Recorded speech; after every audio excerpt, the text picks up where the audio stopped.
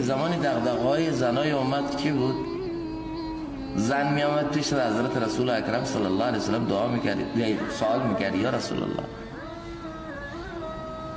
مردها جهاد میرن، مردها همرکابی شما در میدانهای جهاد شهادت رو دارن تجربه میکنن، ما زنها محرومیم. چرا ما محرومیم؟ این ته دغدغه های زنهای اون عصر بود. حالا ته دغدغه های الان ما چیه؟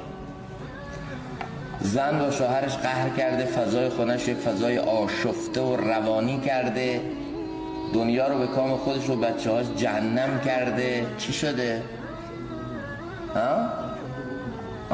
یخچال دوقلو ندارم، دیشب عروسی بوده خاک تو سرم، با همون لباسی که عروسی قبلی رو رفتم شوهرم منو مجبور کرد که با همون لباس به این عروسی هم برم، بمیرم بهتره.